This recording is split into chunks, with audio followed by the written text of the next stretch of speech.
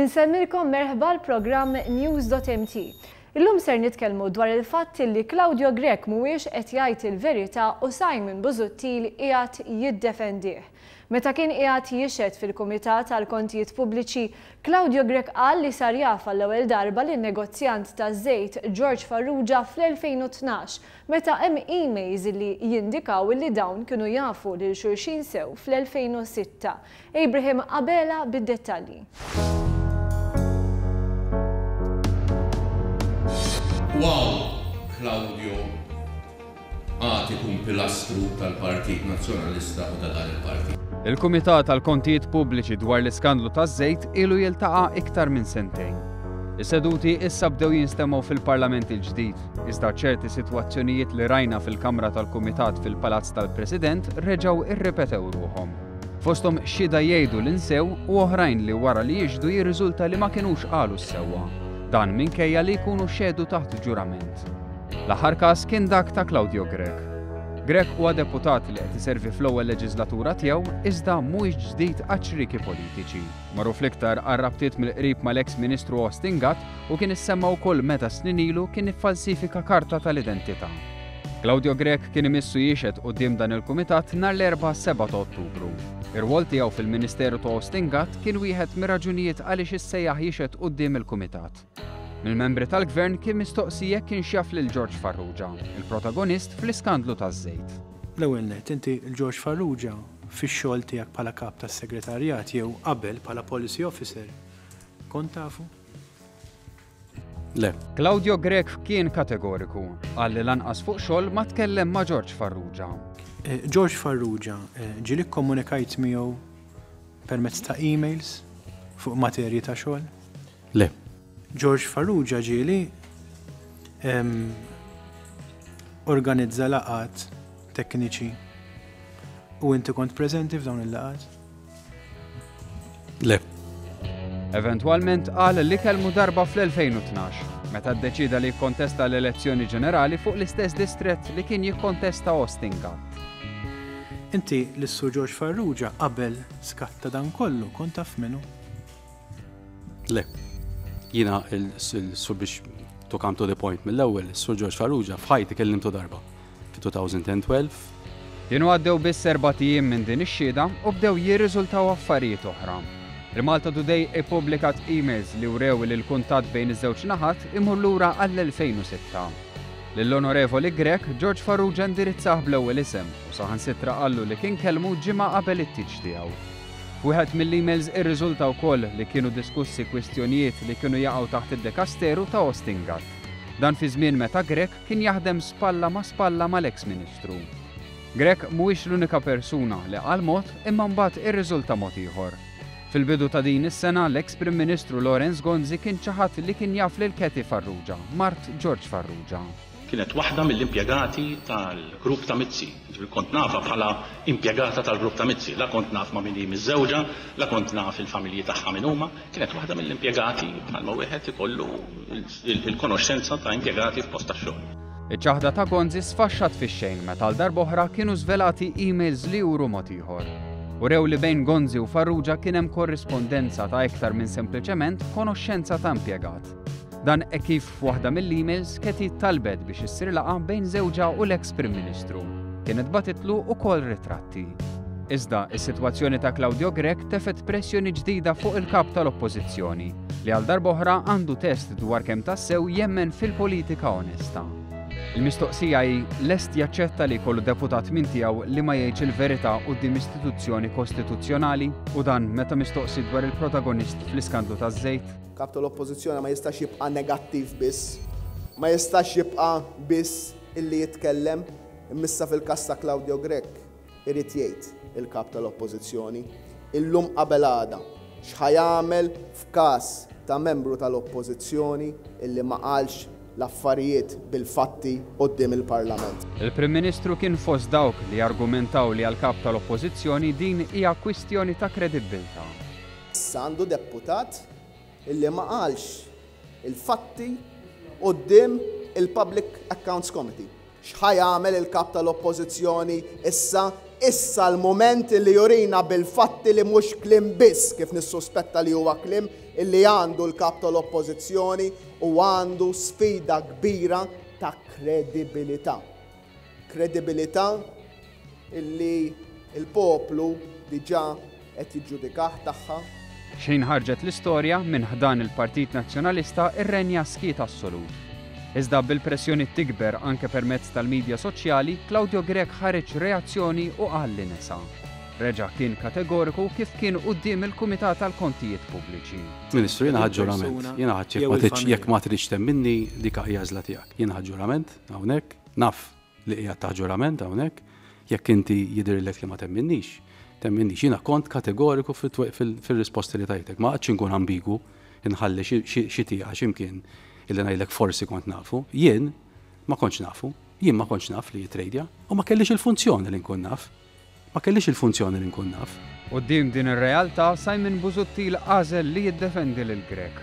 Dan ħareġ ċar waqt konferenza tal-aħbarijiet li saret l-għada li rriżulta li d-deputat nazzjonalista ma qalx il-verità. Mhux meta xi ħadd jinsa meeting kif jista' jiġri lilek, kif jista' jiġri lili, kif jista' jiġri lil kulħadd illi tkun saret 9 snin ilu. Dan ifisser li wara Giovanna De Bono, Tony Bezzina, George Pulicino u Karm Mifsud Bonnici hemm deputat ieħor li sab l-appoġġ ta' Busuttil minkejja akkużi serji fil-konfront tagħhom li ħafna drabi jorbtu mar-responsabbiltà u l-kontabilità politika.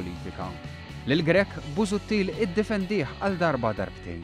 Donnok inti qed tinkwieta illi Claudio Grech nesa laqa li kellu 9 snin ilu fuq suġġett li ma kellu x'jaqsam xejn mal-kwistjoni taż-żejt li qiegħda tiġi diskussa fil-Public Accounts Committee.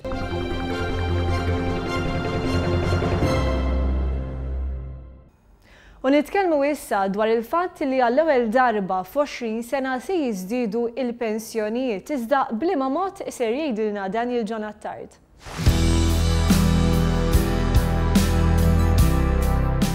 Kull min jaħdem jaspira li meta jirtira ikollu pensjoni xierqa li tippermettilu jgħix ħajja deċenti f'ambjent sikur. Dak huwa l-inqas li l-istat jista' jagħti lura lil ħaddiema tiegħu li tul ħajjithom ikkontribwixxew biex jibnu pajjiż b'saħħtu b'ekonomija b'saħħitha. U dak huwa proprju l-qafas ideoloġiku tal-gvern attwali li bil-fatt imbeda jimplementa n-numru ta' bidliet fis-sistema tal-pensjonijiet.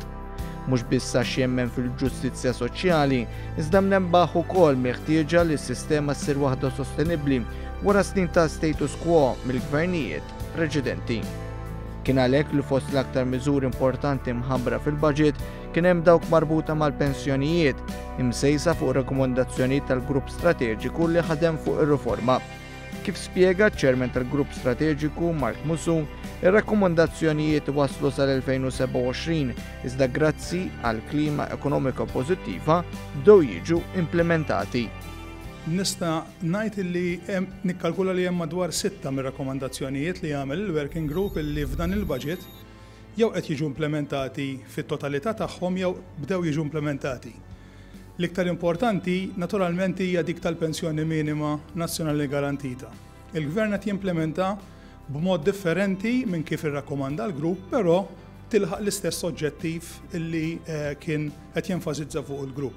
Jiġifieri illi sas-sena 2027 kull min ikun pensjonant ikollu dritt għal livell ta' pensjoni li jkun marbut mar-riskju tal-faqar. Min Jannar aktar minn 12,000 anzjan se jgawdu minn żieda li tvarja bejn l-4.15 sa kważi 9 euro fil-ġimgħa. Bekk kull min għandu medja ta' kontribuzzjoni sħiħa se jingħata minimu ta' 140 euro fil-ġimgħa li ammontaw għal 7,280 euro fis-sena. Min m'għandux ħlas suffiċjenti ta' kontribuzzjoni xorta waħda se jgawdi miż-żieda iżda fuq bażi prorata skont l-ammont ta' bolol li tħallsu. Fil-fatt ir-rakkomandazzjonijiet tal-Working Group kienet differenti mill-miżura mħabbra mill-Gvern u dan jikkonfermaħ ukoll Mark Musu. Il-Gvern ħass illi ma kellux jagħmel din id-distinzjoni bejn min għandu aktar minn 75 u min għandu minn anqas. Anke minħabba li kien hemm ċertu rispons illi fil-waqt illi faħru il-rakkomandazzjoni għax naturalment fisser illi eluf ta' pensjonanti tkun qed tgħinhom u tellaħħom il fuq mir-riskju tal-faqar. Però fl-istessin ħassew illi jekk ħatinata xi ħaġa anta tingħata l kulħadd. U l-gvern sema dak ir-rispons li kien hemm mill-pubbliku u fil-fatt din huwa l-approach li għażel illi jagħti livell anqas minn dak li rrakkomanda l-grupp imma jifirxu fuq il-pensjonanti kollha. Kull anzjan li għandu pensjoni baxxa se jibbenefika miż-żieda indipendentament mill-età tiegħu. Dak li għandhom aktar minn 75 sena se jgawdu minn żieda medja ta' €8.92 fil-ġimgħa. Filwaqt li anzjani ta' taħt il-75 sena se jirċievu €8 aktar fil-ġimgħa. Koppji miż-żewġin li bħalissa qed jirċievu l-pensjoni minima tal-miż-żewġin u ma jiġux affettwati minn din il-miżura wkoll se jgawdu minn żieda fil-pensjoni tagħhom. Flimkien ma' żieda l-loli tal-ħajja, dawn se jingħataw żieda totali li tammont tal-€4.15 fil-ġimgħa. Lilhiem miż-żiediet, il-Ministru għall-Familja u Solidarjetà Soċjali jfakkar li l-baġit tratta wkoll aspetti oħra marbuta mal-pensjonijiet, fosthom inizjattiva ġdida ta' krediti tal-bolla għal studenti li jkomplu jistudjaw fuq livell post-sekondarju. Aħna nemmnu li l-istudenti għandhom ikomplu jistudjaw u nixtiequ li anke persuni li jkunu telqu mill-iskola eventwalment jerġgħu lura li s-settur edukattiv ħalli tgħinhom fil-futur illi jkunu iktar faċli illi jsibu impjieg għalihom, ikollhom dħul aħjar u jkunu jistgħu jgħixu kwalità ta' ħajja aħjar kemm huma u hekk ikollhom il-familja tagħhom. U għal din ir-raġuni għall-ewwel darba ħankun qed indaħlu credits għal dawk l-istudenti, għal dawk anke li huma ikbar fl-età illi jkomplu jistudjaw wara l-iskola sekondarja. L-idea wara din il-miżura hi li min ikompli jistudja ma jkunx żvantaġġjat fin-numru ta' snin li ma jkunx ħallas bolla minħabba l-impenji edukattivi. Iċ-ċermen tal-Grupp Strateġiku Mark Musu spjega min se jkun qed jintlaqat b'din il-miżura. Ir-rakkomandazzjoni tal-grupp kienet illi jkunu koperti dawk illi jkunu laħqu l-livell MQF minn 5 sa 8, tajjeb ġifieri qed titkellem minn diploma u meta qed ngħid livell 5 qed ninkludi wkoll lifelong learning. Tajjeb ġifieri lifelong learning, livell 5 ġifieri diploma u tibqa' tiela sa masters u PhD, ġifieri sa livell 8 prattikament. Apparti l-istudenti mill-krediti se jgawdu wkoll dawk il-ġenituri li jifqu mill-impjeg tagħhom biex irabbu l-uliedhom. Għalkemm dawn diġà kienu jingħataw kreditu ta' sentejn, fil-baġit ħabbar li l-massimu ta' krediti tal-bolla l-ġenituri se jitla l-4 snin. Dan anke biex jinċentiva aktar koppji jkabbru l-familji tagħhom u għaldaqstant jassigura s-sostenibilità tal-pensjonijiet. Miżuri oħra li għanqlet ftit diskussjoni kienet dik ta' żieda fis-snin ta' kontribuzzjonijiet għal dawk li twildu wara l-1968 minn 40 għal 41 sena. Iżda meta npoġġu kollox fil-kontest di mhux se tkun qed tagħmel wisq differenza għal meta persuna tiġi biex tirtira. Din għal ħafna nies mhux ħadd wisq impatt negattiv fuqhom. Il għaliex ħafna persuni li jibdew jaħdmu ngħidu aħna ta' 20-21 sena, jekk jibqgħu għaddejjin dejjem jaħdmu ta' 61-62 sena jilħquhom il-41 sena li għandhom bżonn, jiġifieri dawn in-nies xorta jkunu qed jaħdmu.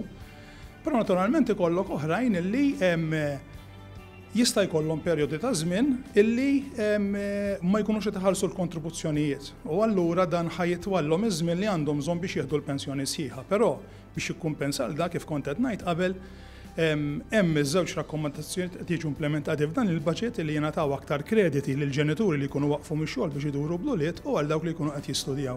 Inizjattiva oħra ta' fejda l-pensjonijiet jew ir-romol se tkun dik li l-pensjoni tibda titħallas mill-għada li spiċċaw mix-xogħol jew mid-data tal-mewt ta' żewġhom jew marthom. Din se tkun qed tolqot madwar 2800 ruħ. Dan kollu jikkumplimenta l-miżuri li l-Gvern diġà wettaq fl-ewwel sentej tiegħu fosthom pensjoni sħiħa romol li jkollhom qligħ ieħor u l-eżentazzjoni mit-taxxa għal pensjonanti li jaħdmu u jieħdu pensjoni li ma taqbiż dik minima. Fuq kollox jassigura tkattir ta' soċjetà ġusta fejn kulħadd jista' jimxi l quddiem. Da huwa it-tmiem le, da huwa l-bidu. Il-bidu ta' diversi bidliet oħrajn illi sa jkun qed isiru fil-ġimgħat li ġejjin li sa nkomplu nżidu ma' inizjattivi li diġà tħabbru fid-diskors tal-budget u wkoll inizjattivi oħrajn se jiddaħħlu sena wara l-oħra sakemm fuq medda ta' snin aħna qegħdin ngħidu l-2027. biex jidħlu ir-rakkomandazzjonijiet kollha tal-Working Group. Imma jiena perswas li dal-pajjiż taħt dan il-gvern se jkompli jsaħħaħ l-ekonomija, se jkollna pajjiż b'saħħtu jkun possibbli wkoll li rakkomandazzjonijiet indaħluhom qabel.